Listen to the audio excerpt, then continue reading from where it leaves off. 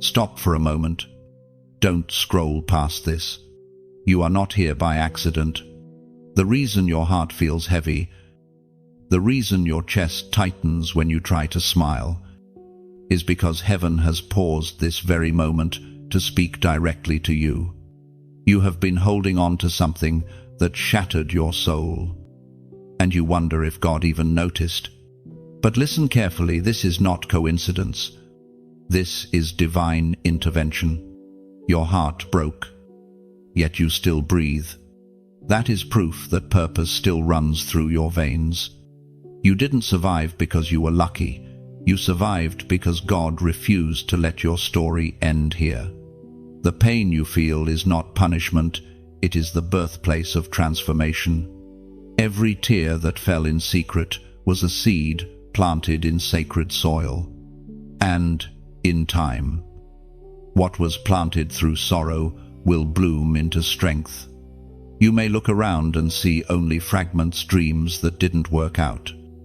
People who walked away, plans that fell apart.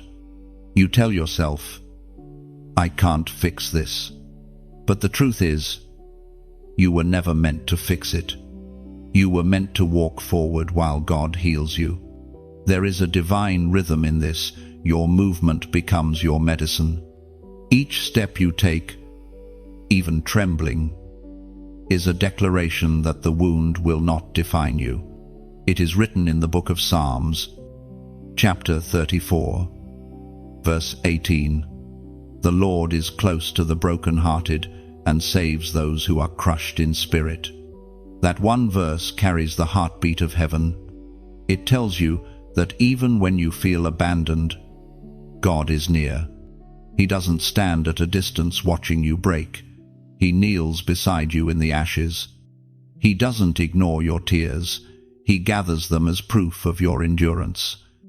The Lord does not rush your healing. He walks it with you, one breath at a time. Sometimes you question why healing feels so slow, why the nights are still long. But God is not delaying. He is deepening. He is building roots in you that can withstand any storm that comes next. The heartbreak didn't end you, it prepared you. Because only a broken vessel can fully be filled by divine love. Only an emptied heart can truly hold the glory that is coming. You see, every scar you carry is now holy territory. Every disappointment has become a doorway. You are walking through one of the most sacred seasons of your life, not because it feels good, but because heaven is rebuilding you from the inside out. What the enemy meant for destruction, God is turning into direction. You are not walking alone. Angels are aligning the path ahead. Even if you can't see it yet, your walk forward is an act of faith. It's a statement to the universe that says, I may be broken, but I am still chosen. You don't have to rush healing. You just have to keep moving. Because God heals while you walk, not before, not after, but in motion. Each step forward releases something in heaven. Each moment you refuse to give up becomes worship. You've asked, when will I feel whole again? The answer is this: wholeness is not a destination. It's a journey. Healing happens in layers, in whispers, in ordinary days where you choose to trust even when you feel nothing. You'll notice the shift one morning. You'll wake up and realize the ache doesn't control you anymore. The memory will still exist, but the pain will have lost its authority. That's how divine healing works. Quietly, faithfully, completely. Right now, heaven is watching how you respond in this chapter. And let this be clear, your obedience to keep walking forward, even when you don't understand, is the very thing that will unlock your next blessing. You are walking into the version of yourself that was hidden inside the pain. You are about to rise from the ashes of heartbreak, carrying wisdom, compassion, and divine power that only broken hearts understand. So don't hide your scars, let them testify. Don't curse the season that broke you, bless it, because it revealed who you are. This breaking didn't come to destroy you, it came to expose the strength God placed inside you from the very beginning. The light that once flickered is about to blaze again. This is your moment to breathe, to release, to believe. Let heaven hear you say it now. You're still here, and you're still moving. You've been through fire, but you didn't burn. You've walked through water, but you didn't drown, because the hand of God never left you, not even for a second. If this message has reached your heart, don't let it fade into the noise of the day. Pause right now, share, and subscribe so this word keeps flowing to others who need the same healing. Let this be your declaration of faith in action. And as a prophetic sign of agreement, comment 777 below to say, I'm walking forward, and God heals me as I go. There were nights when you cried so quietly that even the walls felt like witnesses. You spoke no words, yet heaven heard every sound your heart made. The kind of pain you carried could not be explained, it could only be felt. And, though no one else seemed to notice, God did. Nothing escaped his sight, not even the trembling in your hands as you tried to hold yourself together.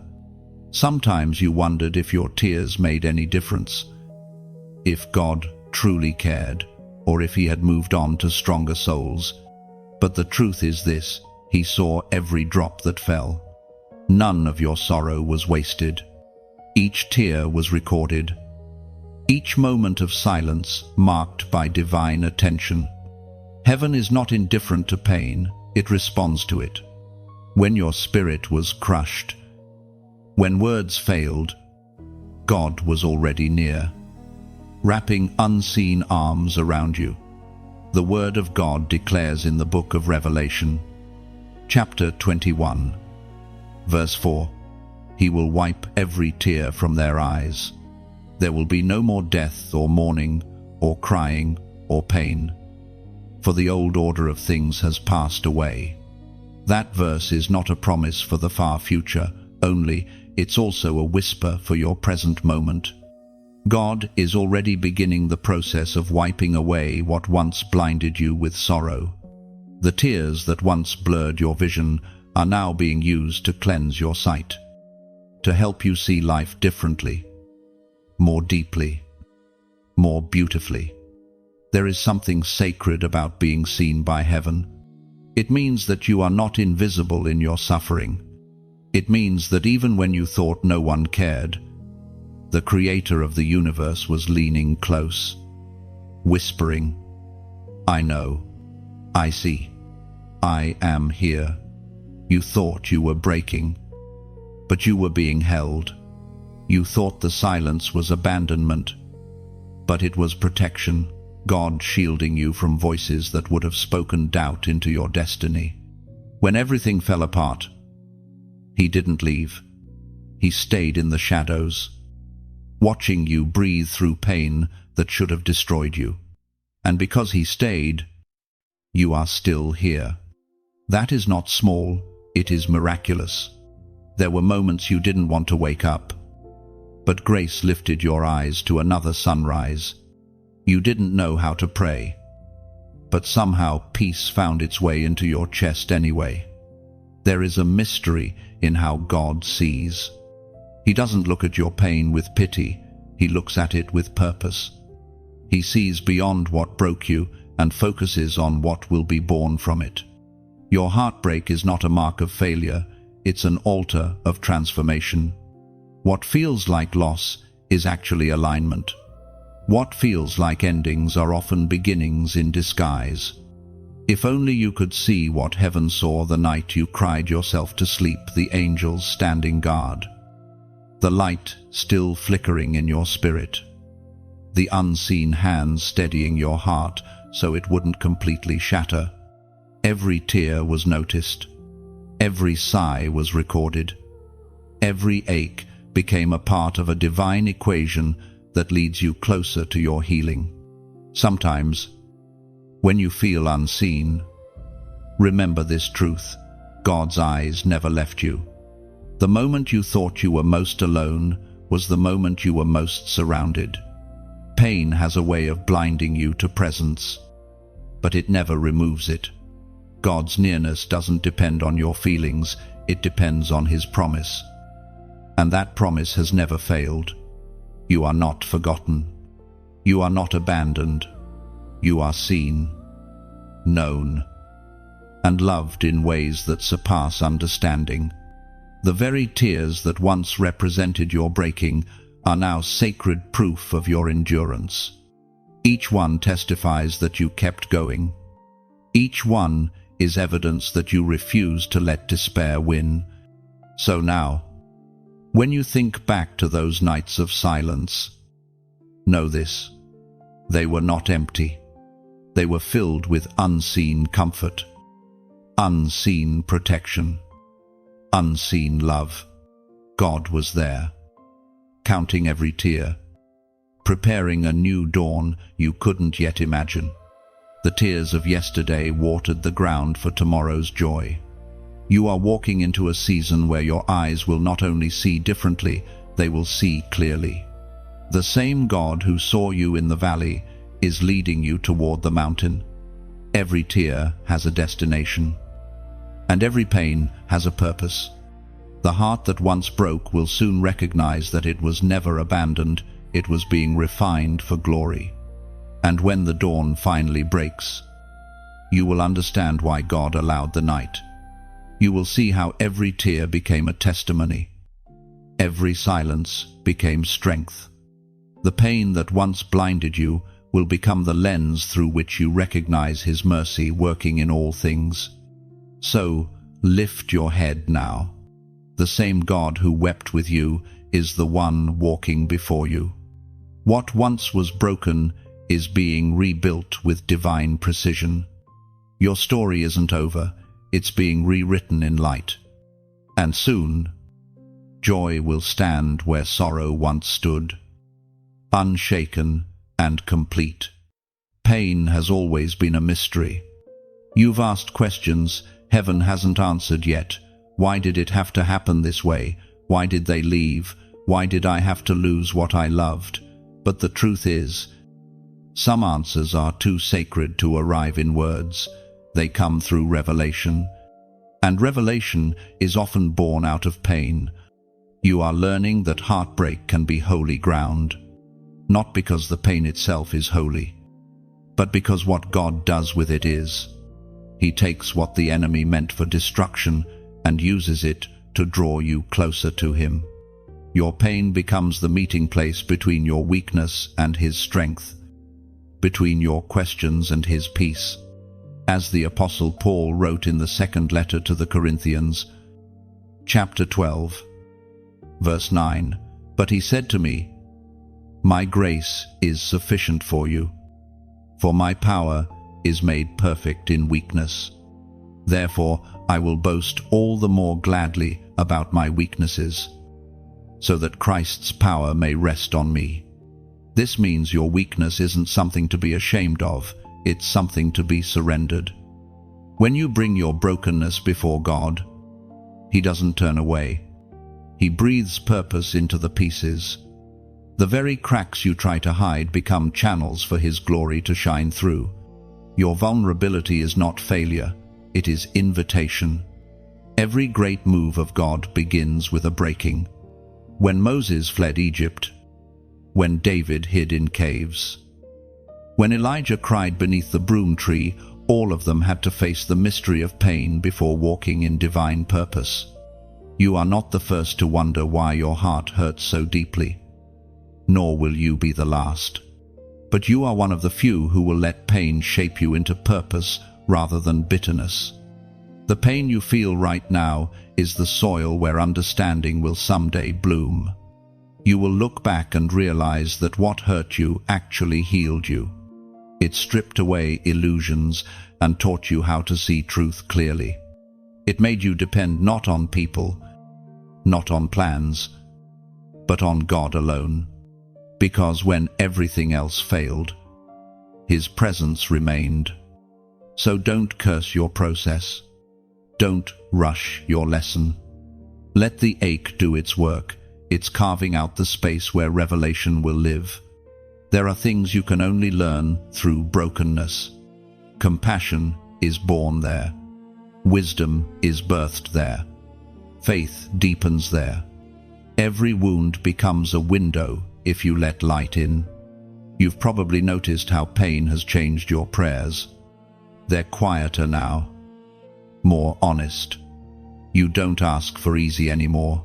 You ask for strength. You don't ask for control. You ask for peace. That's the transformation happening beneath the surface. You're no longer chasing understanding. You're learning to trust even without it. God doesn't waste what hurts you. Every ounce of it is redeemed in His timing. You may not see the purpose yet, but heaven is already weaving it into the tapestry of your destiny. The sorrow that once seemed endless will soon reveal itself as the starting point of your greatest season. Sometimes, revelation isn't about answers, it's about awareness. It's about realizing that God never left, even when the pain screamed otherwise. It's about discovering that you are still standing, still breathing, still believing. That realization alone is victory. The mystery of pain is that it awakens purpose. What broke you is birthing the next version of you, the one who carries empathy instead of anger, depth instead of despair, the one who now knows how to comfort others with the same comfort you received from God. You are stepping into a higher calling, and the cost of that calling was your breaking. Take this moment and let gratitude whisper where grief once shouted. You are not who you were before the heartbreak, and that's exactly the point. Something sacred is emerging from the ruins. Something strong. Something pure. Now write this declaration of faith below. Pain taught me purpose. Type it with intention. Let it be your declaration that nothing you went through was in vain, that even your tears carried instruction. Even your breaking birthed wisdom. When you write, pain taught me purpose, you are proclaiming that your suffering did not destroy you, it educated your soul for destiny. When you type, pain taught me purpose, you're not glorifying the suffering, you're acknowledging what it built inside you. You're saying, I didn't walk through that darkness for nothing. You're declaring that what once tried to destroy you has now become your divine classroom, your place of awakening. Those words mean you've chosen growth over grief. You're telling heaven and hell alike that your pain no longer defines you, it refines you. You've shifted from asking why me to declaring use me. That transformation is the evidence of God's hand shaping your story. So, as you comment those words, know this, you're sealing a covenant with heaven.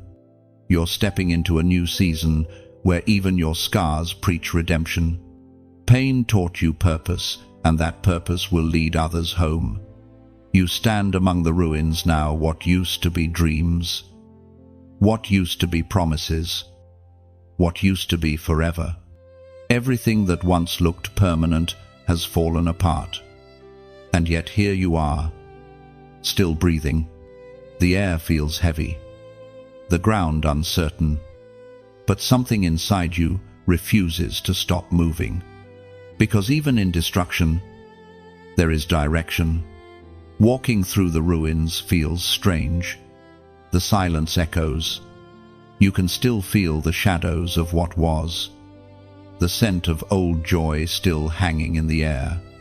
Sometimes you find yourself replaying conversations that can't be undone, walking mental hallways of what-ifs and if-onlys. But even there, amid the debris. Something sacred stirs. God's presence lingers not just in the victories, but also in the wreckage. You see, healing isn't about avoiding what broke you. It's about walking through it differently. You don't have to pretend the pain didn't happen. You just have to decide that it won't stop your steps. The ruins are not the end of your story. They are the soil for your rebirth. The Spirit spoke through the prophet Isaiah, chapter 61, verse 3, to bestow on them a crown of beauty instead of ashes, the oil of joy instead of mourning, and a garment of praise instead of a spirit of despair. They will be called oaks of righteousness, a planting of the Lord for the display of his splendor. Those words were written for hearts like yours, the ones who lost something they thought they could never live without. God does not leave you in the ashes. He builds altars out of them, where you see dust. He sees the foundation of a new beginning. The beauty he promises isn't a return to the old, it's the creation of something entirely new. When you walk through ruins, you learn the difference between what was temporary and what is eternal. You realize that love was real, even if it ended. That lessons remain, even after people leave. That peace can still exist in the middle of chaos. You begin to understand that the breaking didn't destroy you, it refined you. There's a moment when you stop asking for what you lost and start thanking God for what's left. That moment is sacred. It's the turning point between sorrow and strength. It's the instant heaven begins to rebuild your soul brick by brick. The ruins become reminders of endurance, proof that you can stand in the aftermath and still say, I will not give up. God never expected you to walk through this season smiling every day. He only asked that you keep walking. Every step, no matter how small, carries power. Every breath you take amid the pain declares faith louder than any song. You may not feel strong, but you are standing in strength's purest form, the kind that comes from continuing when quitting would have been easier. In the ruins, everything slows down. The noise of life quiets. And suddenly, you can hear God differently. His voice is softer, but clearer. He doesn't shout over the chaos, he whispers beneath it. You start noticing signs of life again, the way light falls through broken walls, the way stillness brings peace instead of fear. These are small resurrections, proof that healing has begun even before you see full restoration. Sometimes, walking through the ruins means facing the memories you've tried to bury. But this time, you're stronger. You can look at what hurt you without collapsing under it. That's growth. That's grace. The same ground that once symbolized loss now becomes the training ground for your destiny. You're learning that not all endings are tragic. Some are transitions. Some are holy reroutes.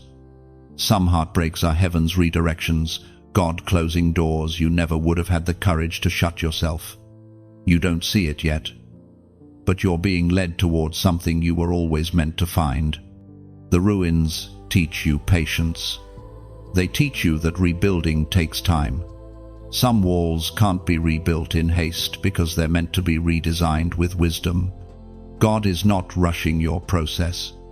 He's ensuring that the next structure of your life stands firm enough to hold the weight of your future blessings. There will come a day when you look back at this season and say, that was where I met God in the deepest way.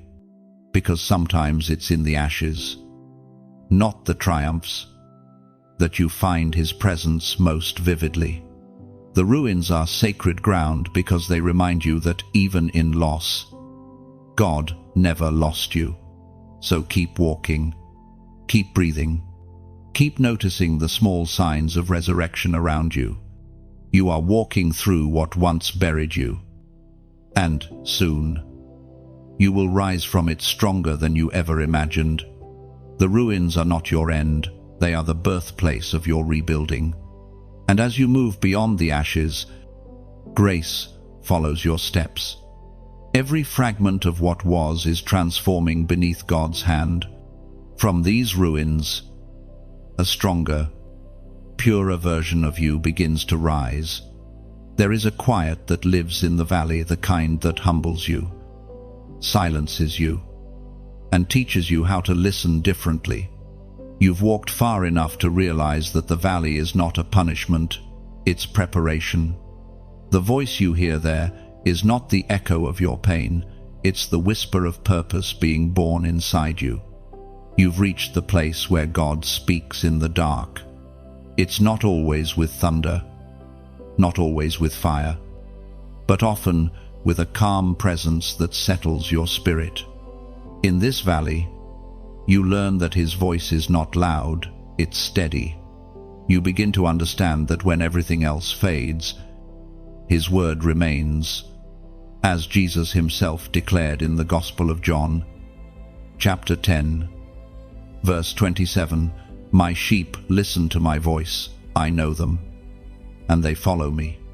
That verse is the lifeline of your valley, because there are so many other voices, voices of fear, of regret, of doubt that try to pull you away.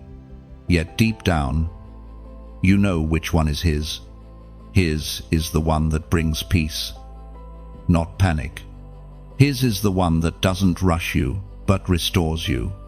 It tells you, keep walking, I'm still with you. In the valley, you discover the difference between noise and direction. Not every thought deserves your attention. Not every feeling deserves your belief. You are learning to filter life through faith. To listen not for comfort, but for clarity. Because sometimes God won't answer your why, but He will always show you your how to keep going, how to keep loving, how to keep believing when everything inside you feels fragile. You've been through silence before, but this silence feels sacred. It doesn't crush you, it cradles you. It's as though heaven itself is holding its breath, waiting for you to realize you are not lost.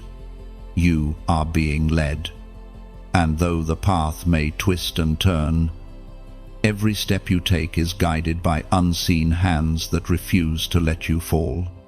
There's something powerful about this kind of walking, slow, deliberate, surrendered. It's not about running anymore.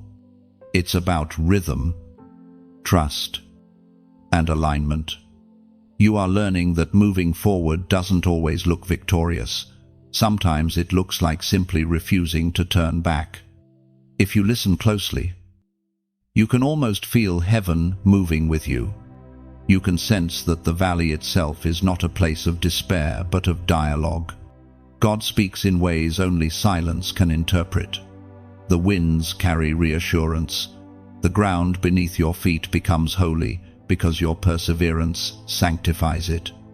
And maybe that's what this whole journey is really about, not the destination, but the discovery that you were never alone, the realization that even when you couldn't hear Him clearly, He was guiding you through the very terrain that terrified you. The valley wasn't evidence of His absence, it was the stage for His revelation. Each time you take a breath, it's a prayer. Each time you look forward instead of back, it's worship. You are no longer the same person who entered this valley. The one who walked in wounded is not the one who is walking out. You've changed quietly. Grace has grown in you, unseen but undeniable. And as you listen to this message, something inside you stirs a small but steady light, reminding you that this is not the end. The valley is not your burial ground, it's the womb of your becoming. Soon, you will climb again. Soon, you will stand on the mountaintop and realize that the same God who guided you through the shadows is the one who will celebrate with you in the light. So pause here, in this sacred space. Let the words linger. Let the peace settle. If this voice has found you in your valley, it's because heaven orchestrated it that way. And if something inside you whispers, yes, then let that yes become your quiet act of faith. Maybe it's choosing to light a candle and let it shine by sharing this message, so another soul still walking in darkness finds warmth. Maybe it's leaving a trace of your journey, a simple act of connection, a gentle click to stay near the voice that leads you. Whatever you choose, let it be love's response, not obligation. When you like, when you share, when you subscribe, think of it not as following a channel, but as tending a flame. A small act, but in heaven's eyes, it's a signal, a way of saying, I am still listening, I am still walking, I am still becoming light. And one day, when your feet reach higher ground, you'll look back and realize that every quiet yes you gave, heaven became a bridge of light for others still walking through their own valleys. Keep that flame alive within you. What you've begun in silence will echo in eternity. Every small act of faith, every share of light, keeps the story of grace moving forward through you. You've come far, even if you don't feel it yet. You've learned to walk with wounds that once made you crawl. Every breath you've taken since the breaking has been an act of courage heaven has recorded. Healing isn't happening in an instant, it's unfolding as you move. You may not see it, but every step forward shakes the ground beneath the enemy's plans. Healing while walking, it sounds simple, but it's divine, because God rarely heals you while you sit in the ruins. He heals you as you dare to move. The motion of faith becomes the medicine for your soul. You're proving that restoration doesn't wait for perfection, it begins with obedience. As it is written in the book of Exodus, chapter 14, verse 15, Then the Lord said to Moses, Why are you crying out to me? Tell the Israelites to move on. Those words carry the same command for you, move on. Not because what broke you didn't matter, but because staying still too long turns sorrow into a prison. God isn't asking you to forget the past. He's calling you to walk through it toward freedom. The sea doesn't part until your feet touch the water. Healing comes quietly, almost invisibly. One day, you notice you can talk about what happened without trembling. Another day, you realize you can think of their name without crying. You smile again, not because the pain has vanished, but because peace has taken its place. That's how heaven works. It heals while you walk. It restores while you breathe. Each step you take is prophetic. You might not feel strong, but strength is being renewed beneath the surface. You may not see change, but every unseen movement is heaven's proof that your story is not finished. The act of walking forward is faith in motion, proof that you still believe God has more for you. The hardest part of healing is often walking when your heart still bleeds. But that's exactly where miracles happen. God doesn't wait until you're whole to use you. He begins his greatest works through your cracks. You're being reshaped in real time, rebuilt from the inside out. There are days when your steps feel heavy, and doubt whispers, "What's the point?" But don't stop. The enemy fears your persistence more than your perfection. Every step says, "I trust God more than I trust what I see." Every breath you take declares war against hopelessness. Even when your heart aches, heaven celebrates your courage. Every small act of endurance is worship. Each forward motion is prophecy. You are walking proof that faith is not a feeling, it's a decision. Think about it. Jesus healed 10 lepers, but only one turned back to thank him. Why? Because healing happens on the way. The others were healed as they went. You too are being healed as you go. The power is not in the destination, it's in the movement. So, if you feel slow, keep walking. If you feel weary, keep walking. You may not realize it yet, but you're already changing. The pain that once paralyzed you is now propelling you. The ashes beneath your feet are becoming sacred ground, marked by the footprints of faith. There's something about this part of the journey that feels fragile yet holy. You no longer walk as the broken, you walk as the becoming. You are proof that the same God who met you in your breaking is still walking beside you in your rebuilding. Now, before you move to the next moment, take a breath and seal this truth inside your heart. God heals while you walk, not after, not before while. The motion of your faith is the key that unlocks divine restoration. If this resonates in your spirit, leave a sign of your agreement below. Comment 555, not as superstition, but as a prophetic act of grace. Let it mean I'm still walking. I'm still healing. I'm still trusting. Let heaven see your number and know your faith is in motion.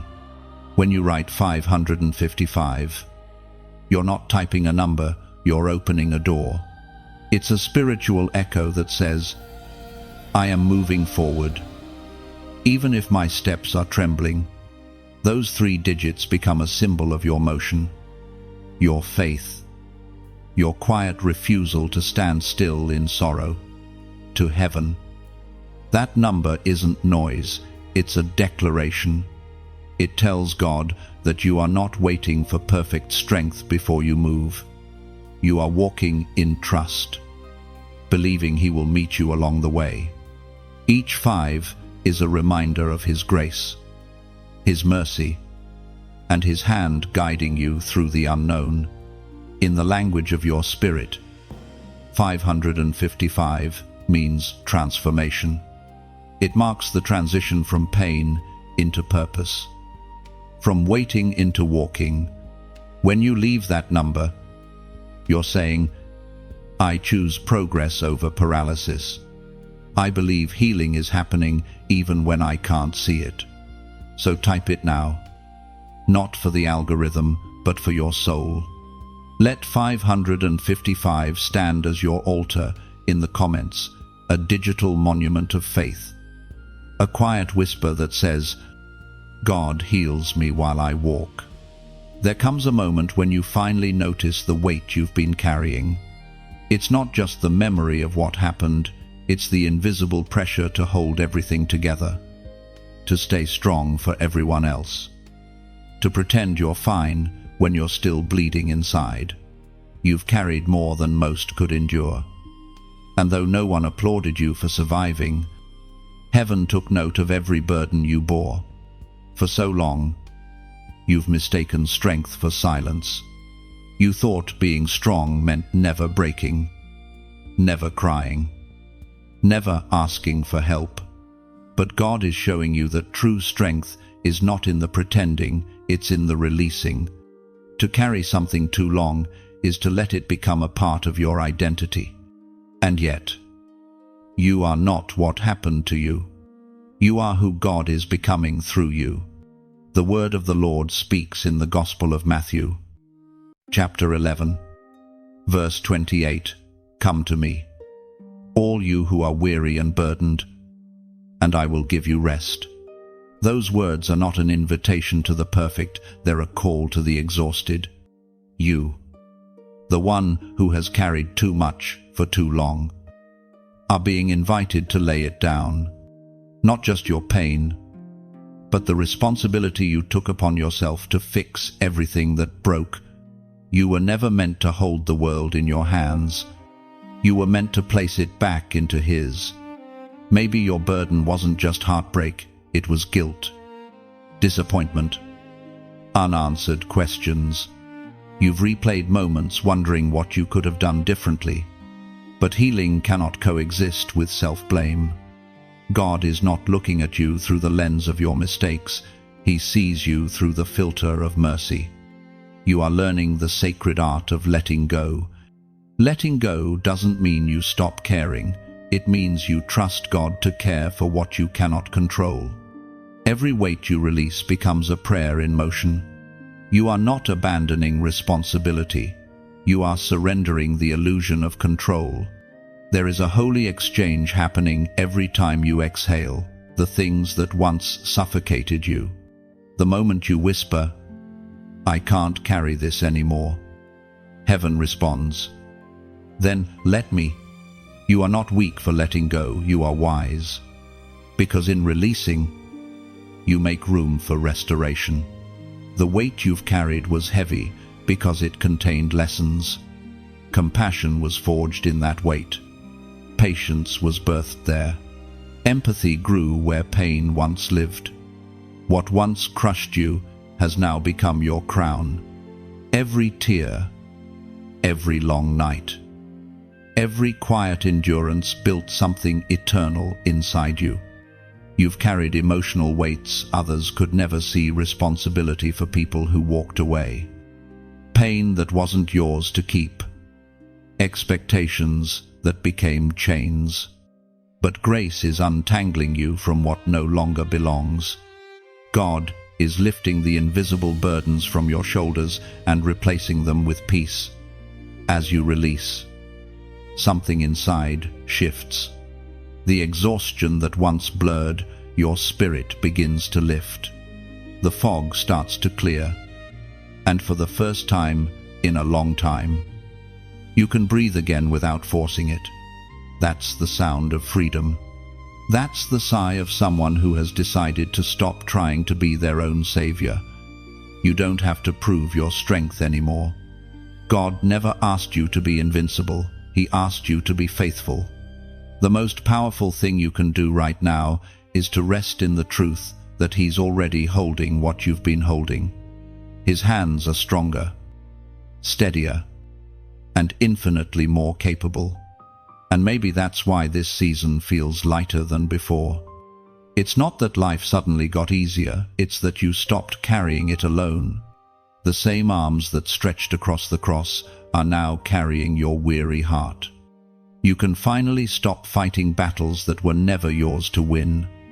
There is beauty in surrender, the kind of beauty that comes when a soul finally unclenches its fists and lets grace take over. You're learning that strength isn't found in holding tighter, it's found in trusting deeper. You're discovering that peace doesn't come when everything is perfect, it comes when you finally stop pretending it has to be. You have carried much, but now you're learning how to walk freely. The weights that once bowed your shoulders are falling away, one by one, replaced by divine ease. You are not what you lost, you are what you've learned, and what you've learned will lead you into a gentler future. Let this be the moment you exhale. You have carried enough. Now, let grace carry you. And as you release the last remnants of what once burdened you, peace begins to pour into the spaces where pain used to live. The hands that once trembled under pressure now open freely, catching blessings that were waiting for the moment you finally let go. This is what true freedom feels like, not the absence of struggle, but the awareness that you no longer carry it alone. The same God who watched you weep now watches you rise. Lighter, softer, stronger. What once weighed you down has become your witness of grace. There comes a moment when the mirror no longer terrifies you. You look at your reflection and, for the first time, you don't just see what was broken, you see who survived. The scars that once embarrassed you now tell the story of endurance, not defeat. You begin to understand that every wound you endured carved depth into your spirit, shaping you into something that cannot be destroyed by storms. For so long, you defined yourself by what happened to you. The heartbreak became your name, the betrayal your reflection. But now, as light returns to your eyes, you realize you are not the sum of your losses, you are the sum of your lessons. The mirror doesn't lie, it reveals. And what it reveals now is transformation. According to what is written in the book of Romans, chapter 8, verse 28, and we know that in all things God works for the good of those who love him, who have been called according to his purpose. That verse is not just encouragement, it's identity. You are not a mistake. You are not a victim of random events. You are part of a divine equation that turns pain into purpose. Even the things that didn't make sense at the time are being rewritten by grace into meaning. Every heartbreak, every delay, every disappointment was used as material for your becoming. You are standing now in the aftermath of your own resurrection. The version of you that once lived in fear has given way to someone wiser, quieter, stronger. The fire you went through didn't consume you, it refined you. The loss didn't erase you, it revealed the parts of you that cannot be taken. There's a holy irony in transformation, it never announces itself. You just wake up one morning, and the ache that once felt unbearable becomes a whisper. The memories that once brought tears now bring understanding. You start to thank God, not just for what he gave, but also for what he took away. Because in losing what was temporary, you found what was eternal. When you look in the mirror now, you don't see the same person who begged God to stop the pain. You see someone who made it through it. You see wisdom where there used to be confusion, peace where there used to be panic. This reflection isn't about vanity, it's about recognition. You finally recognize yourself again. Not the version others molded, but the one God always intended. Sometimes, transformation feels subtle.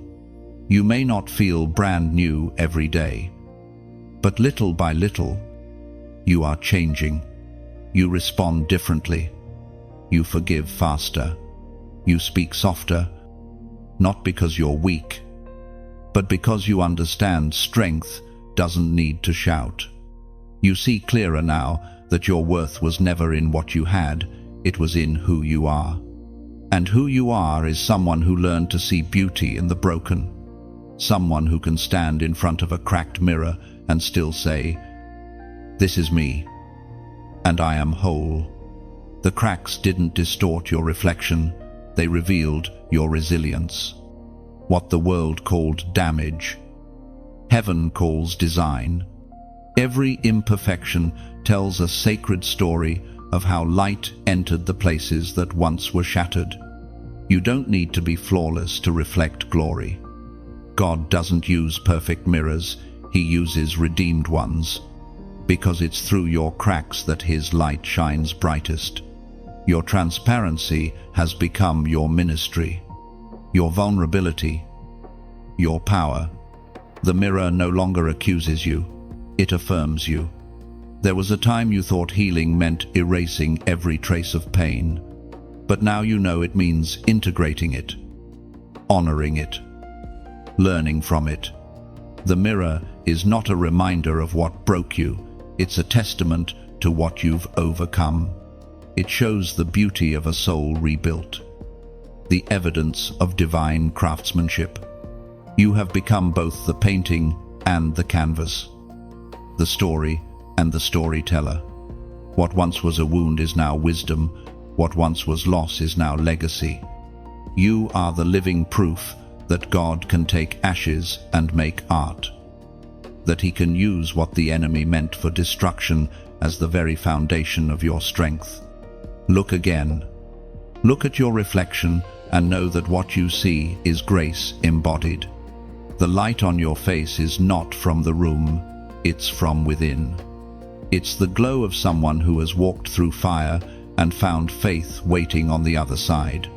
You no longer just survive, you shine. So stand before the mirror without fear. See the one God has been shaping all along. You've been in the making since the breaking. And now, you finally see it. You were never ruined. You were being revealed. You no longer hide from your reflection. You honor it. Every scar has purpose. Every line holds light.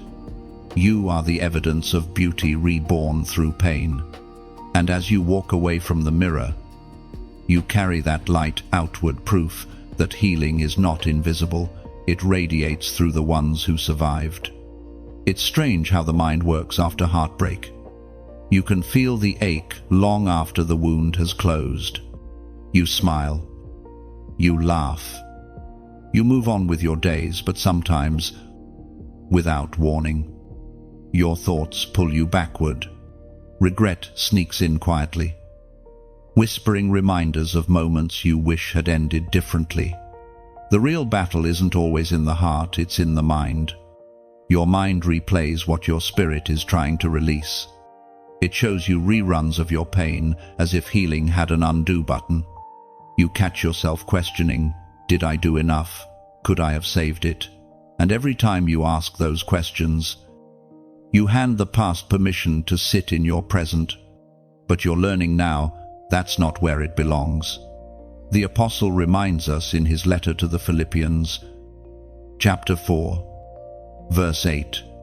Finally, brothers and sisters, whatever is true, whatever is noble, whatever is right, whatever is pure, whatever is lovely, whatever is admirable, if anything is excellent or praiseworthy, think about such things. That verse is your strategy for peace. Healing begins when you take your thoughts captive, when you stop letting old memories dictate new days. The battle of the mind is not fought with strength, it's fought with focus. You cannot heal while rehearsing the past. The more you stare at what hurt you, the longer it lingers. You are learning now to shift your focus, not to deny the pain, but to dethrone it. Pain doesn't get to be your teacher forever. It taught what it needed to. And now wisdom takes over. You are allowed to replace old thoughts with new truths. You are allowed to choose peace over replay. Every negative thought is an invitation to redirect. Every time regret calls, you answer with gratitude. Instead of thinking about what you lost, you start thanking God for what remains. This is not denial, it's discipline. Because the mind must be trained to agree with the heart that's being healed. You've probably noticed that healing is quieter now. The storms in your thoughts aren't as loud as before. You're learning to pause when the past tries to speak. You're learning to breathe before reacting. And most importantly, you're learning that not every memory deserves a reply. Silence has become your weapon. There's a freedom that comes when you stop letting your thoughts chase ghosts. You start seeing life again, not through the lens of fear, but through faith. You realize that control was never the goal, clarity was. And the clearer your thoughts become, the lighter your heart feels. The mind can be both battlefield and birthplace. The same place that once created anxiety now begins to birth peace. The same space that once echoed with accusation now hums with gratitude. You are rewriting your mental language. You are teaching your thoughts how to serve healing instead of hindering it. It won't happen overnight, but every time you interrupt the negative cycle, heaven applauds. Every time you choose hope over hopelessness, you are taking ground in the spiritual realm. You are proving that even in your thought life, you are no longer a captive, you are a conqueror.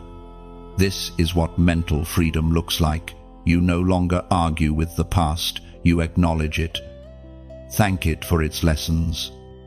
and walk away. You stop looking for closure from people who were never meant to hold your peace. You stop expecting understanding from those who contributed to your pain. Instead, you look inward, upward, and forward. So now, when the thoughts return, speak this truth aloud. You are not bound to what broke you. You have authority over what enters your mind. Peace is not the absence of memory, it's the mastery of it. And when you're ready to claim that peace, write this in the comments as your declaration, "My mind obeys." Let those 3 words be your anchor. They're not a slogan, they're a surrender. My mind obeys means your thoughts no longer rule your heart. Your spirit does. It means you have decided to let God's truth have the final word. Because when the mind obeys faith, healing becomes unstoppable. When you type, "My mind obeys," you are not declaring perfection, you're proclaiming alignment. You're telling heaven, "My thoughts will no longer wander into old wounds." Those 3 words are the seal of your surrender. A gentle reminder that your mind is now led by faith, not by fear. Each time you say it, you're exercising authority. You're retraining your mind to listen to peace rather than panic. You are building new spiritual muscle, one thought at a time. My mind obeys becomes the bridge between chaos and calm, between the noise of yesterday and the stillness of God's truth today.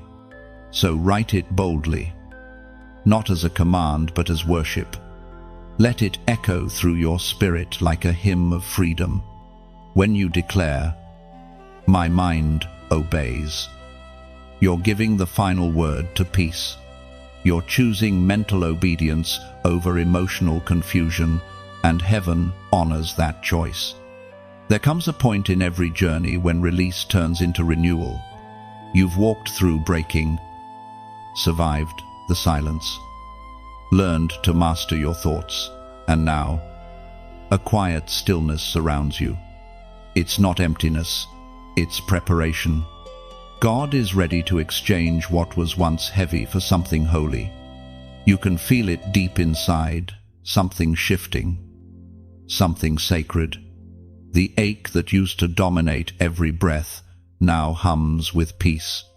The space where grief lived has become a sanctuary, where grace is rebuilding your spirit. You're beginning to understand that healing is not about going back. It's about stepping into the new thing God has been preparing while you were learning to trust again.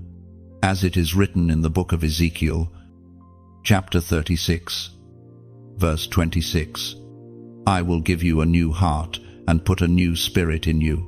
I will remove from you your heart of stone and give you a heart of flesh." That promise is unfolding right now. You are living proof that a heart once hardened by pain can beat again with purpose. God is not patching up your old heart, He's giving you a new one. A softer one, a wiser one, a heart that no longer reacts from fear but responds from faith.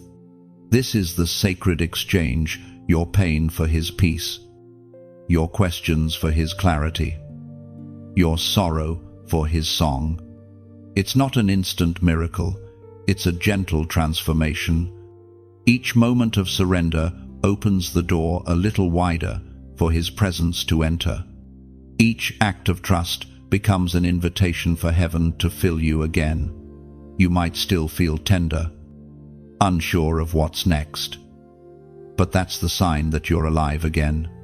Tenderness is not weakness, it's resurrection. The heart that once shut down to protect itself is now learning how to open safely under God's hand. You are being taught how to feel again without fear, how to love again without losing yourself. When God restores, He doesn't simply return what was lost, He multiplies it. He adds depth, meaning, compassion, and wisdom that couldn't exist before the breaking. This is why the exchange is sacred. What you give up may seem precious, but what you receive carries eternity within it. And as you stand in this moment of quiet renewal, there's an invitation not forced, not loud, just gentle. You can almost feel it in the air, like a breeze brushing against your soul. It says, share the light that found you, not because you must, but because it's too beautiful to keep hidden. When you choose to like, when you choose to share, when you choose to subscribe, let it be more than a click. Let it be a symbolic act of offering the way a candle passes its flame to another and neither loses its light. Let your simple action become the language of gratitude, a whisper that says, this touched me, and I want the warmth to keep spreading. You're not promoting a message, you're extending mercy. You're saying, the same grace that found me can find someone else. And that's what heaven loves most, when one healed heart helps awaken another. Maybe your act of connection today is your silent amen, your way of saying, I'm ready for newness, not because you're told to, but because something inside you longs to keep the flow of grace moving forward. That's what community and faith really means. It's not about numbers, it's about shared transformation. The sacred exchange doesn't end with you. Every time you extend light, the exchange continues. You give what you've received, and heaven keeps filling you back up. It's a cycle of giving that never empties, a rhythm of renewal that becomes your new heartbeat. So breathe. Let the new heart within you find its rhythm. Feel the soft pulse of peace replacing the tremor of pain. This is your divine exchange, your ashes for beauty, your heaviness for hope. And if you sense that warmth rising in your chest right now, it's because God has already begun the work He promised. Your heart, once shattered, now beats in harmony with heaven's song. And as it beats, it calls to others who are still searching in silence. You are not only healed, you are becoming a vessel of healing. Let every act of connection you make from this moment forward be sacred. Every gesture, every share, every small yes whispered in faith is another exchange, one more piece of light released into the world. Because sometimes the most beautiful worship is simply this, a healed heart choosing to keep love moving. And one day, you'll look back and realize this gentle exchange changed everything. What began as brokenness became blessing, and the heart you once hid now beats openly with divine courage. So keep that rhythm alive. Let each heartbeat remind you, healing isn't borrowed, it's birthed. And your restored heart keeps echoing heaven's mercy through every breath. There are days when memories come back like soft waves, unexpected, uninvited, yet gentle in their arrival. They no longer crash into you as before, they simply ripple through your thoughts and fade. You used to fear remembering, worried that revisiting the past would reopen the wounds. But now, you are learning that memory itself isn't the enemy, it's the interpretation that changes everything. Once, every flash of the past felt like a weapon. You couldn't hear a song, see a street, or touch a certain object without feeling your chest tighten. You lived in quiet dread of the reminders. But look at you now, you can face those memories without breaking. That is not forgetfulness, that is freedom. We find in the book of Isaiah, chapter 43, verse 18 to 19, forget the former things, do not dwell on the past. See, I am doing a new thing. Now it springs up. Do you not perceive it? I am making a way in the wilderness and streams in the wasteland. That scripture doesn't demand amnesia, it invites perception. It doesn't mean you'll erase what happened. it means you no longer live there. The past may visit, but it no longer controls the house. You acknowledge it with peace. Thank it for its lesson, and let it go again. There is healing in remembering without pain. You are not erasing your history, you are redeeming it. The moments that once haunted you now hold quiet wisdom. You see them differently because you've changed. Pain taught you empathy. Loss taught you gratitude. Betrayal taught you discernment. Every memory carries a gift when viewed through healed eyes. Sometimes, you might still feel a sting, a flash of sadness, or a moment of longing, and that's okay. Healing doesn't mean you never feel again. It means the feeling no longer rules you. The tears that fall now are not from sorrow, but from understanding. They are the kind of tears that water new beginnings. Your mind once replayed scenes of heartbreak to punish you. But now those same memories play to remind you of how far you've come. You can look back and see how God's hand guided you, even in the confusion. What you thought was abandonment was actually alignment. What you called rejection was divine protection in disguise. You are walking proof that memory and healing can coexist. You can hold remembrance without bitterness, reflection without regret. The past no longer asks for permission to speak, it whispers, and you listen with peace. You are no longer defined by what happened to you, but refined by how you responded. There's beauty in remembering with grace. You begin to see patterns of redemption woven into every dark thread. The things that once broke you now form the foundation of your compassion. You can sit in silence and let the memories pass like clouds, not to deny them, but to appreciate the sky they move across. This is what maturity feels like, the ability to look back and bless the very road that bruised you. Because now you see how every valley was necessary for your vision. Every loss essential for your becoming. You no longer despise the process, you honor it. You no longer curse the storm, you thank it for cleansing your soul. There will still be quiet moments where nostalgia tugs at your heart, where you wonder about what might have been. But even those thoughts are softer now. They no longer drain you, they deepen you. You can wish well on what's behind you without wishing to return. That is true release. The past remains a chapter, not the entire story. You have turned the page, and what lies ahead carries more peace than what lies behind. Every memory that once echoed with pain now sounds like a hymn of survival. You can revisit it without reliving it, speak of it without trembling, and learn from it without losing your present joy. As you continue forward, let this be your quiet realization. Remembering doesn't mean returning. You honor your past best by living fully in the present. What once felt like ruins has become your roots. And from those roots, new life keeps growing steady, strong, and sacred. The memories that once kept you bound now keep you grounded. They remind you of grace.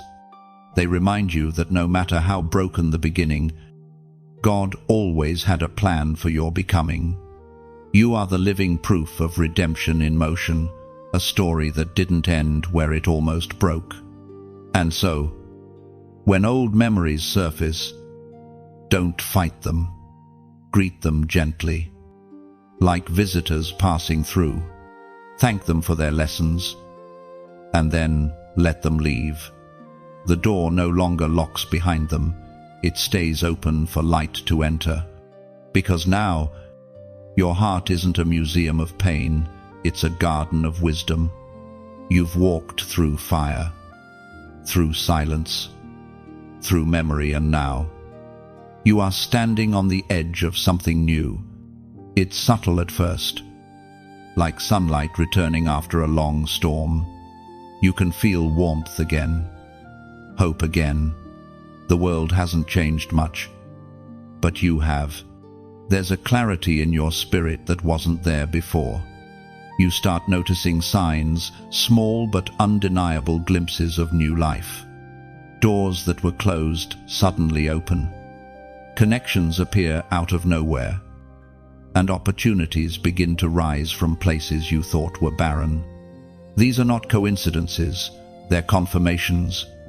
Heaven is showing you that the long night is over and the dawn you prayed for is here. The voice of God thundered in the book of Joel, chapter 2, verse 25. I will restore to you the years that the locust has eaten. Restoration is the theme of this season.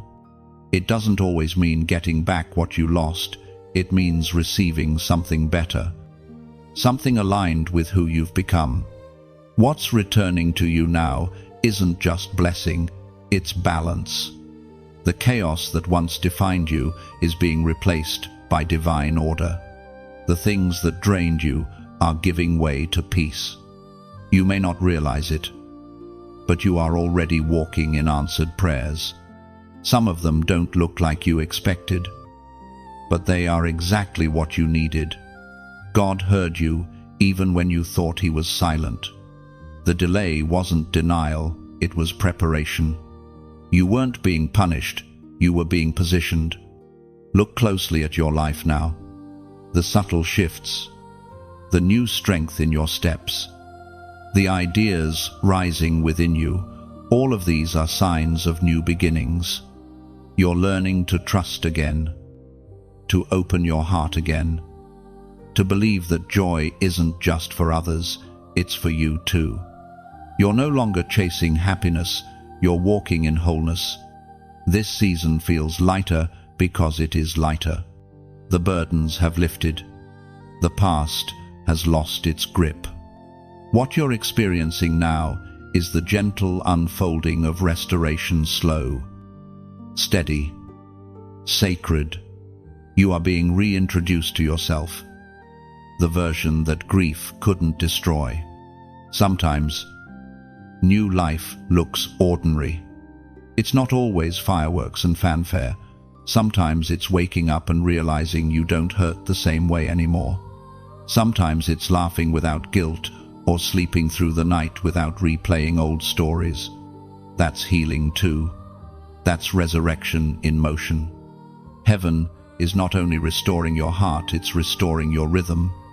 You are stepping into alignment with divine timing. The right people, right opportunities, and right doors are beginning to align like constellations across the sky. This is not random, it's orchestration. There's something sacred about this particular chapter. It's the calm after the rebuilding, the quiet before the bloom. God has been planting new seeds in the soil of your surrender.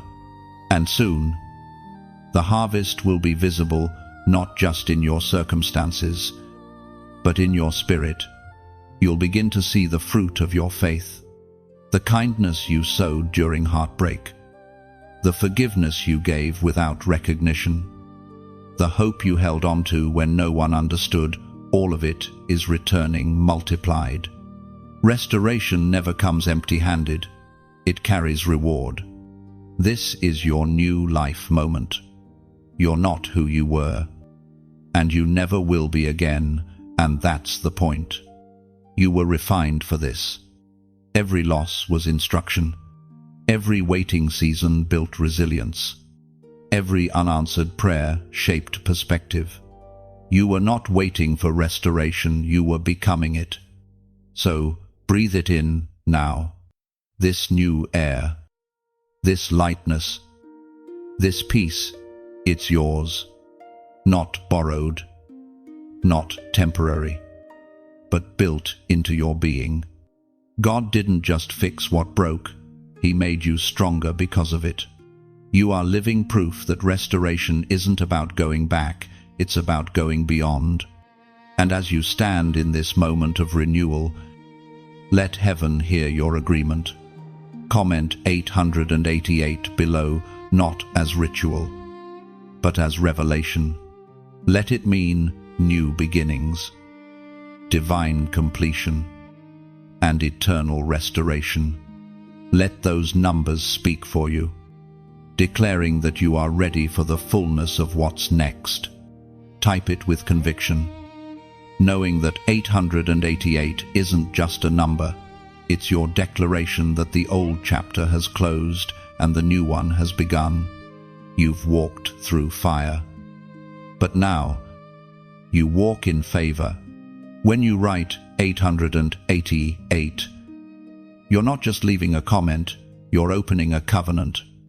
You're declaring that your story has entered a new phase, one written in light, not loss. Each 8 loops like eternity itself, symbolizing the endless flow of grace that refuses to run dry. It's more than a number, it's a signal to heaven. It says, I've learned from what was, and I'm ready for what's next. You are aligning your spirit with divine renewal, where beginnings are reborn from endings, and peace becomes the natural rhythm of your days. So type 888 with intention. Let it represent restoration, resurrection, and readiness. Let heaven see your faith marked in motion, your new life unfolding with every heartbeat. This number doesn't predict, it prophesies your return to fullness. There's something sacred about rebuilding. It doesn't happen overnight, and it doesn't happen without scars. The pieces of your life don't fall neatly back into place. They shift, they change, they rearrange. But as they do, something remarkable begins to emerge: stability, strength, and peace. What once felt like fragments start to form foundations. You are no longer living in the ruins. You are laying stones for your future. Every prayer you whispered in your weakest moment has become mortar. Every act of forgiveness, every small decision to keep walking has built another layer. And now, you stand inside the early structure of your new life, surrounded not by brokenness, but by evidence of grace. The prophet Nehemiah wrote in the book of Nehemiah, chapter 2, verse 20, "The God of heaven will give us success. We, his servants, will start rebuilding." Those words ring true for you now. God has given you permission to rebuild, not out of desperation, but out of destiny. You're not trying to restore the old walls. You're building something entirely new, something stronger, something that cannot be shaken. Rebuilding doesn't mean forgetting. It means understanding. It's about looking at what once collapsed and saying, "Now I know how to build it better." It's wisdom born from wounds. You don't construct your life the same way after you've seen what storms can do. You reinforce it with prayer, with boundaries, with truth. The foundation you're building now isn't made of fear, it's made of faith. You no longer chase what was, you create what will be. Every habit you change, every thought you discipline, every act of kindness you give it, all adds to the architecture of your new life. God is the architect, but you are the builder. Together, you're crafting something eternal. There will be days when rebuilding feels slow, almost invisible. You might not see progress at first, but heaven measures growth differently. Progress isn't always visible in the walls, it's felt in the heart. When your reactions change, when your peace lasts longer, when your hope returns quicker, that's progress. That's construction happening in silence. You've already come further than you realize. There was a time when you thought you'd never recover, when even getting out of bed felt like climbing a mountain. But look at you now, you're building again, dreaming again, believing again. The hands that once trembled are now steady, laying bricks of faith one day at a time. Rebuilding teaches you patience. You learn that not everything can be rushed. Some walls must be placed with precision, not speed. God is teaching you to value quality over quantity, depth over display. What you're building now will not crumble under pressure because it's being forged with intention. And here's the beauty of divine construction: you're not building alone. Every time you pray, heaven works beside you. Every time you forgive, heaven reinforces the wall. Every time you speak life instead of despair, angels lay another brick. You are co-laboring with God, and the result will stand as a monument to His mercy. The old version of you tried to build from exhaustion, striving to prove worth. The new you builds from overflow, understanding that worth was never in question. You don't have to prove you're strong. The fact that you're still building is proof enough. There will be quiet days where you wonder if it's even worth it. You'll look around and see empty spaces, unfinished corners, prayers still waiting for answers. But don't mistake unfinished for unworthy. God completes what He begins. The blueprint of your life is still unfolding, and every delay serves a divine purpose. As you rebuild, something deeper is happening within you. Confidence returns, vision expands, joy becomes sustainable, not fleeting. You no longer build for survival, you build for legacy. What you are creating now will outlast your pain. It will inspire those who come after you to believe that restoration is real. And when you finally step back to look at the structure rising from what was once rubble, you'll understand why the breaking had to happen. You'll see how every shattered piece fit perfectly into the design.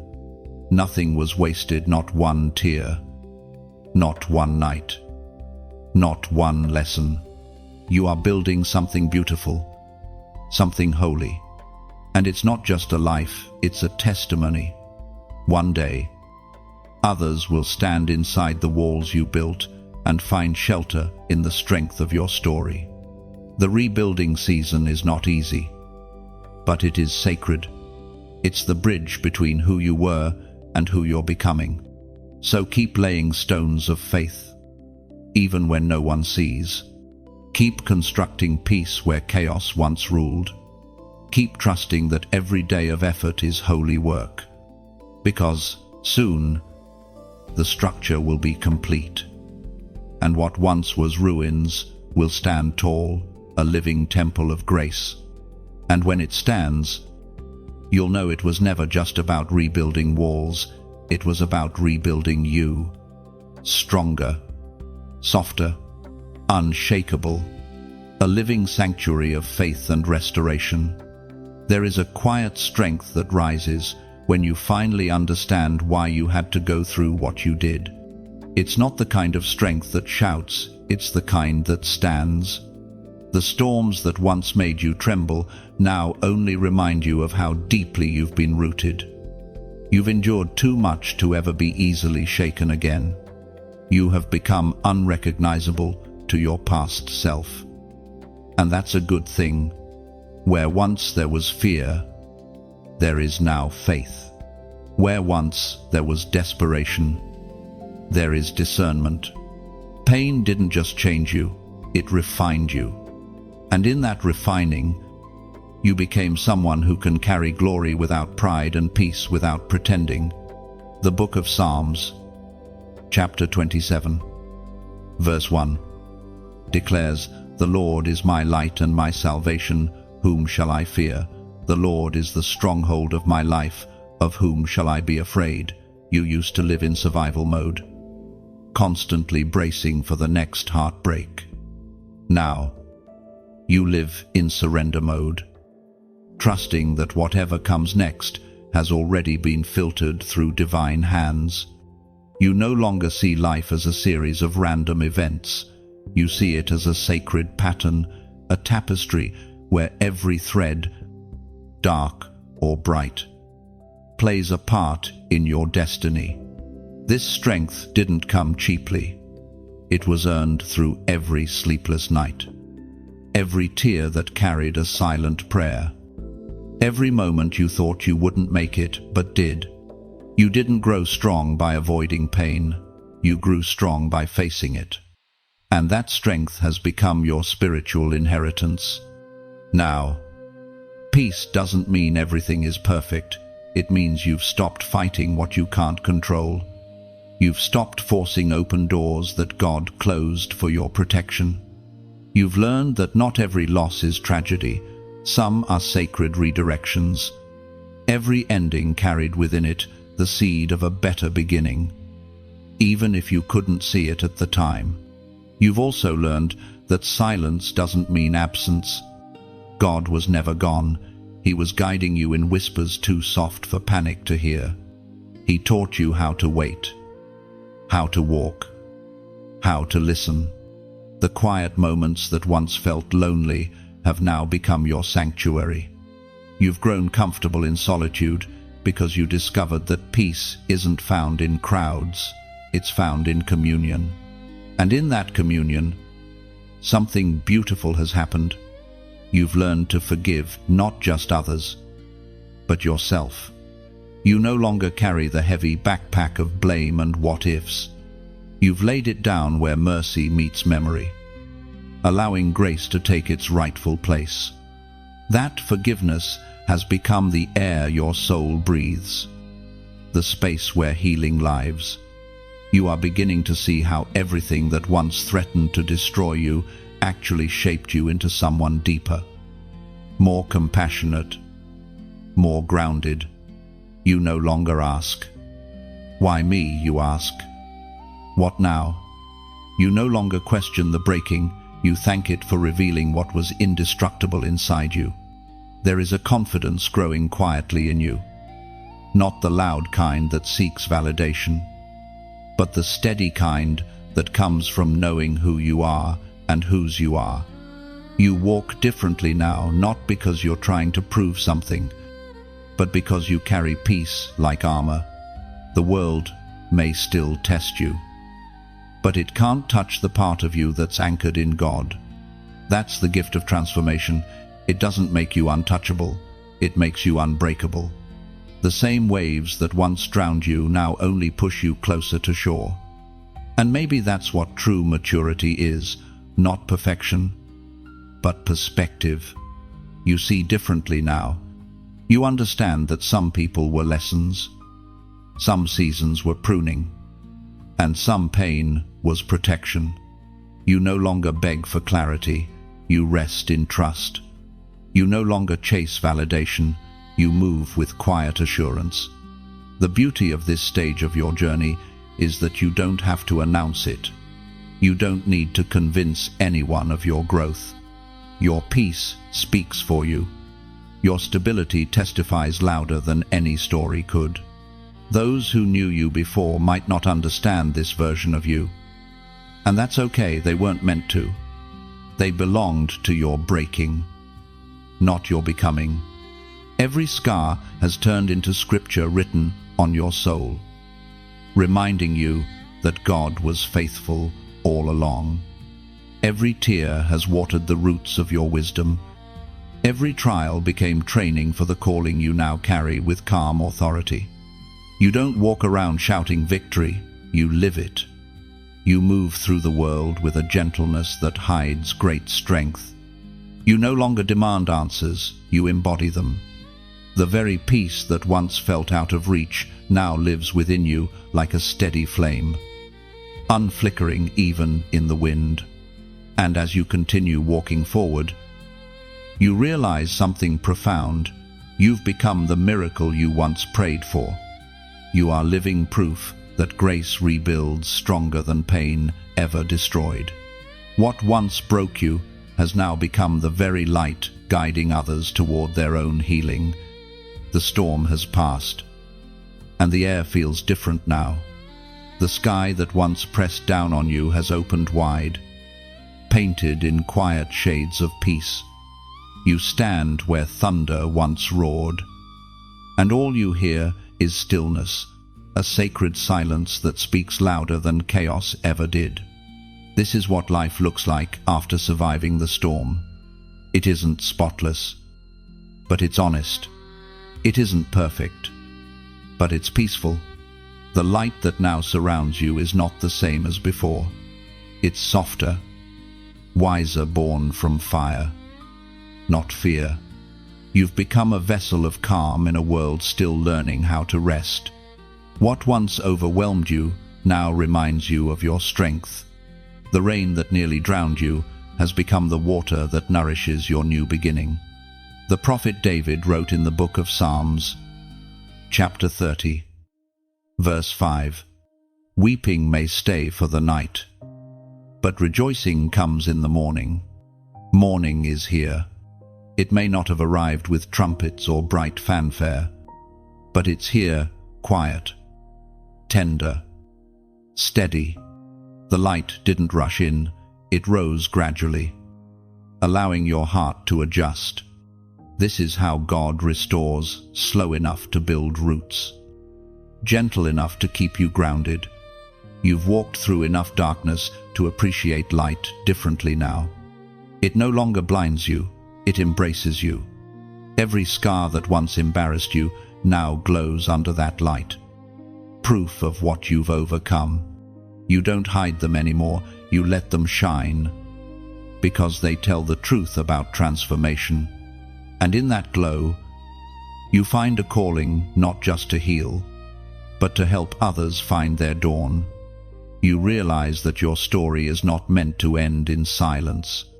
You are the bridge, now the living evidence that healing is possible. That light always returns. So when you reach out, when you speak, when you share a piece of your journey, understand that you're passing light forward. What healed you has the power to heal someone else. Your words, your witness, your quiet presence, these are lamps in the hands of grace. And if this message has found you at the right time, let that timing speak. When you like, when you share, when you subscribe, think of it not as following, but as fellowship. It's the moment two candles meet, and one flame lights another. No one loses light in the exchange, both simply shine brighter. Each act of connection is sacred. Each small gesture becomes part of the ripple that carries hope farther than your eyes can see. It's not about numbers, it's about souls.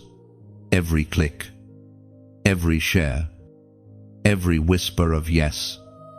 "This touched me" is another spark heaven uses to guide someone through their own night. So, if you feel something stirring inside, a quiet warmth, a recognition, don't ignore it. That's your spirit responding to light. Let that be your amen. Maybe it looks like reaching out. Maybe it looks like pressing share. Maybe it's just sitting in the stillness and saying, "I understand." Every form of response is holy. You are not an audience to this story, you are a participant. The same light that found you is now within you, waiting to be carried onward. Each heart that has healed becomes part of the great chain of restoration. A constellation of survivors lighting up the world, one quiet act at a time. So let this be a soft invitation, not an obligation.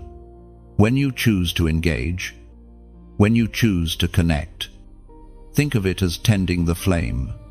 You're helping keep the light alive for the next soul wandering in darkness. You're saying, without words, "I've been through the night, and I promise morning does come." And if the words you've just heard have stirred something deep within you, leave a trace below your own light in words. Write how this moment speaks to you, not as obligation, but as reflection. Let your comment become a small lantern left for the next traveler who might find this same message in their night. No one can command such an act. It must be chosen freely. That's what makes it sacred. The light you pass on will return to you multiplied. Because light never leaves, it expands. So stay open, radiant, generous.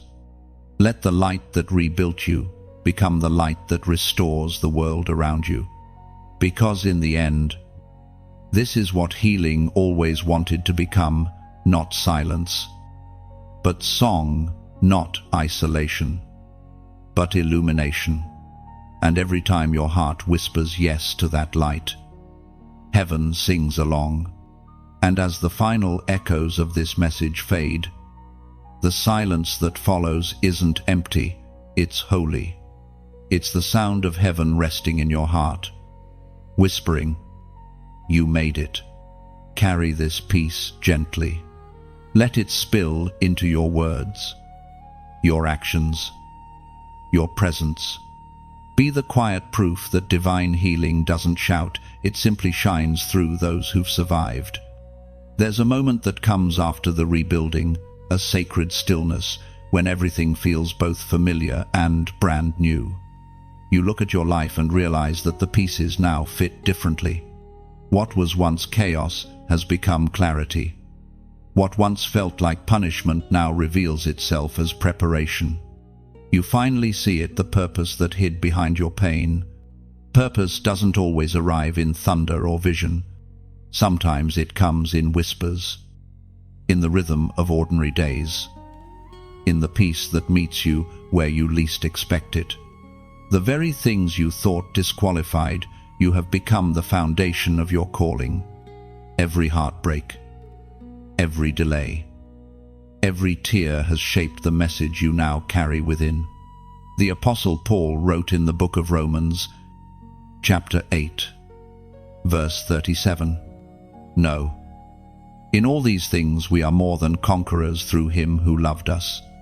That is your truth now. You are not simply a survivor, you are a conqueror. You've conquered fear by choosing faith. You've conquered bitterness by choosing forgiveness.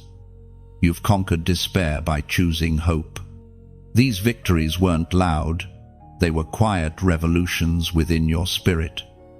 Each one rewriting the story you used to tell yourself. Purpose is rarely comfortable. It requires everything that once made you tremble. It asks you to step into spaces that used to scare you, to speak when silence was easier, to love where it once hurt to trust. But this time, you walk differently. You move with awareness. You know who walks beside you. What you've learned through pain is priceless wisdom. You now recognize that purpose is not about perfection, it's about surrender. It's about allowing God to use your imperfections as vessels for His glory. The cracks in your story don't disqualify you, they reveal where His light shines through. You are not defined by what happened, you are defined by what you decided afterward. You chose to stand, to believe, to heal, and to keep walking even when everything inside you said stop. That decision alone rewrote your destiny. Heaven marks those moments, not with applause, but with anointing. Purpose gives meaning to what once felt meaningless.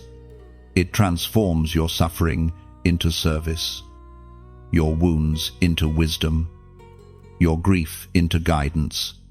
The very things you thought would destroy you are now the instruments of your divine assignment.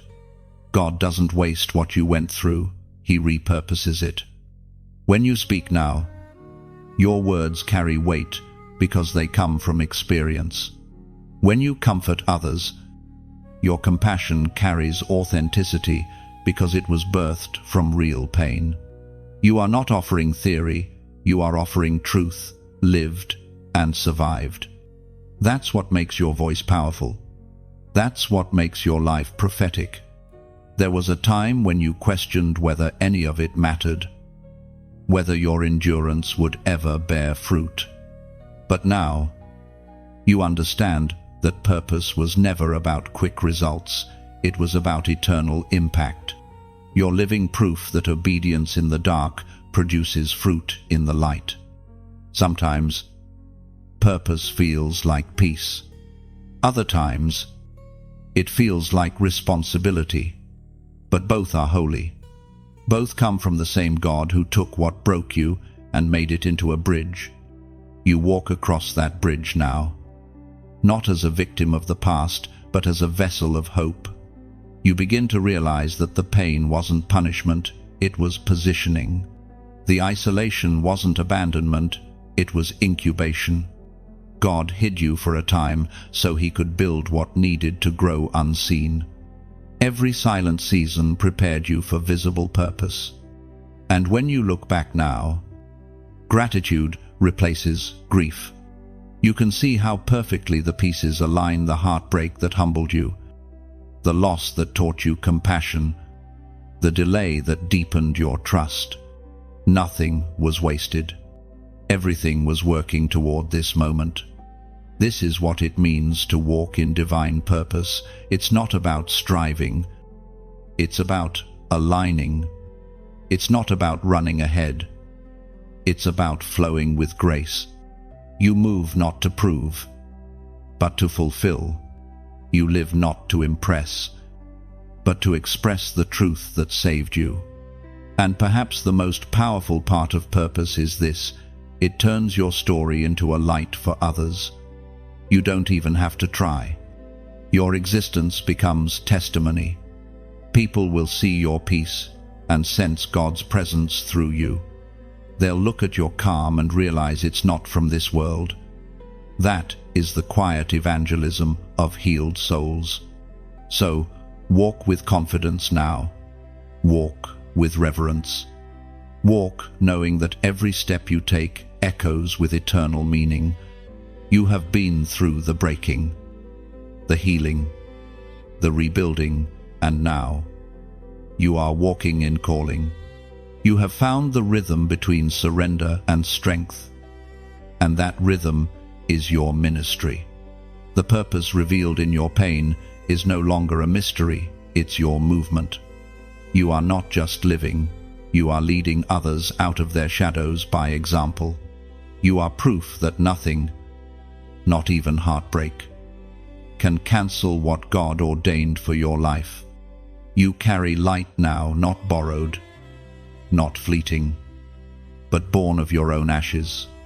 That is your purpose to shine, not because you were never broken, but because you were broken and became whole again.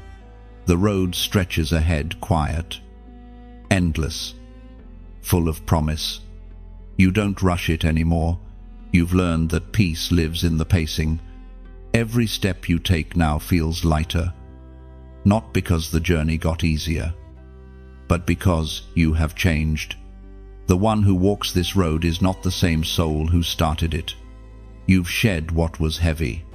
You've released what was holding you down. You move with grace now, not with striving.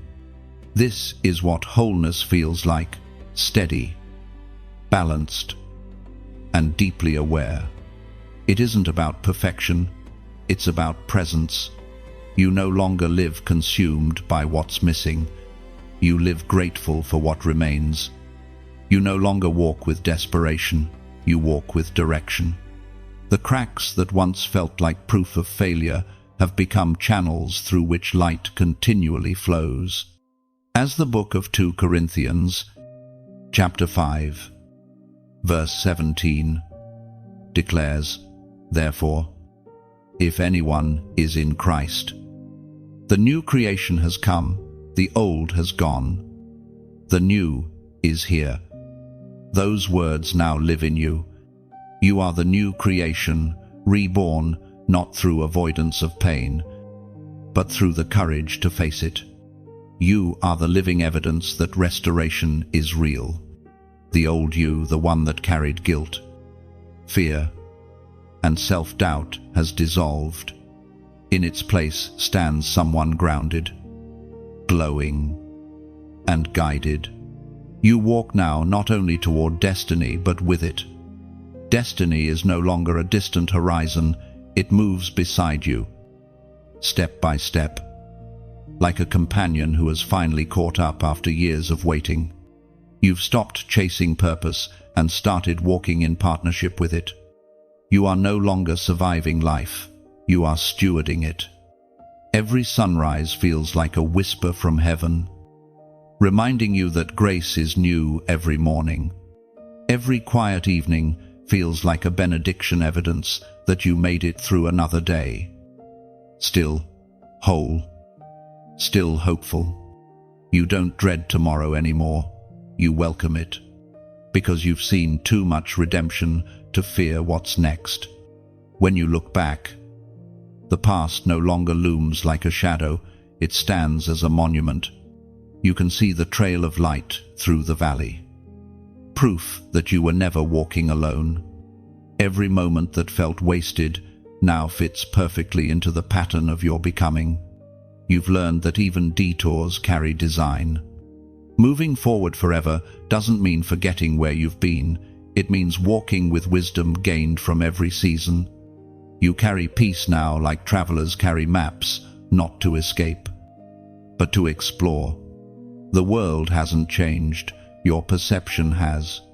You see holiness in ordinary things, in laughter, in quiet, in small moments of kindness.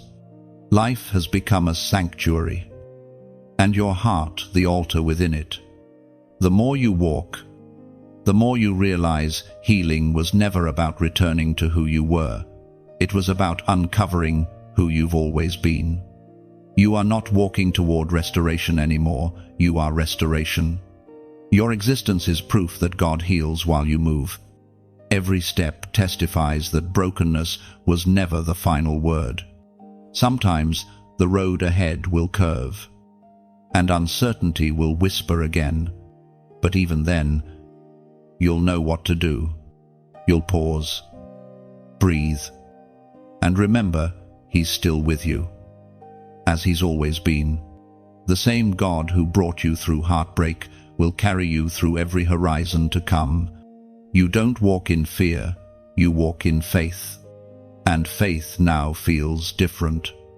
It's not desperate, it's quiet, rooted, calm. It's the kind that trusts even without evidence. The kind that smiles at storms because it remembers the outcome of the last one. You no longer demand signs, you are the sign. Your life is the proof of His promise. There's a beauty in this kind of living, steady, sacred, surrendered. You're not rushing toward milestones, you're savoring moments. You measure life not by what you achieve, but by how deeply you love, how freely you forgive, how often you choose peace when anger calls your name. You have become the kind of person who walks into a room and brings stillness. People can sense it even before you speak, that quiet strength that only comes from surviving what should have broken you. You carry heaven's calm in your countenance, the kind of peace that doesn't need explanation. So keep walking, keep breathing, keep noticing how life unfolds differently now that your heart beats in rhythm with grace. You no longer walk as someone seeking, you walk as someone who has found. You are home within yourself, within God, within peace. And as the horizon stretches infinitely before you, you realize this isn't an ending at all, it's continuation. Healing was never a finish line, it was a doorway. You've stepped through it. And what awaits is not just life, but life abundant. You are whole, you are free, you are moving forward forever. The journey doesn't stop here, it simply deepens. Every step ahead is grace unfolding. Every breath, a reminder that wholeness is not a place you reach, but a rhythm you live. And now, the story finds its stillness. The journey you've walked through, the heartbreak, the silence, the rebuilding. The revelation has led you here, to this calm place where breath feels like prayer.